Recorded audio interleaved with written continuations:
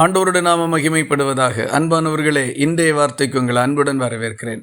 இன்றைய தியானத்துக்காக 16வது சங்கீதம் 8வது வசனத்தை வாசிக்க கேட்போம். கர்த்தரை எப்பொழுதும் எனக்கு முன்பாக வைத்திருக்கிறேன், அவர் என் வலது பாரிசத்தில் இருக்கிறபடியால் நான் அசைக்கப்படுவதில்லை. இந்த காலை வேளையில் இந்த வசனத்திலிருந்து தேவன் நமக்கு கொடுக்கின்ற ஆலோசனை, நீ அசைக்கப்படுவதில்லை. தாவீது தன்னுடைய வாழ்க்கையின் முதன்மையான இடத்தை எப்போதும் கர்த்தருக்கு கொடுத்திருந்தார். எல்லா காரியங்களிலும் கர்த்தரை முன்னிலையில் வைத்து ஒவ்வொரு நாளும் செயல்பட்டு கொண்டிருந்தார். ஆகவே தாவீதின் காரியங்கள் எல்லாமே கர்த்தருடைய காரியங்களாக காணப்பட்டது. இதனால் தாவீதுக்கு இருந்த ஒரு மிகப்பெரிய தைரியம் என்னவென்றால், நான் அசைக்கப்படுவதில்லை, காரணம் கர்த்தர் என்னோடு கூட இருக்கின்றார் என்பதுதான். அன்பானவர்களே, உங்கள் வாழ்க்கையிலையும் நீங்கள் உங்கள் எல்லா விஷயங்களையும் தேவனுக்கு ஒப்பு கொடுத்திருப்பீர்களானால் கர்த்தர் எல்லாவற்றிலும் உங்களுக்கு துணை நிற்பார்.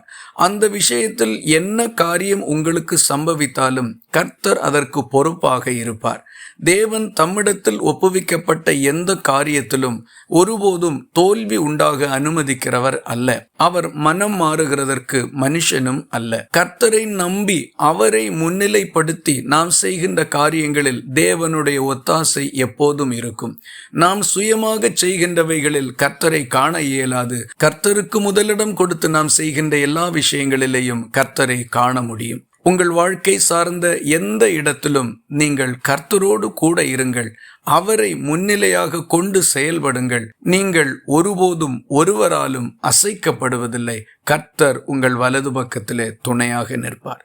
இந்த வார்த்தைகள் இந்த நாள் முழுவதும் உங்களுக்கு ஒரு ஆசீர்வாதமாய் இருப்பதாக. ஜெபிக்கலாமா?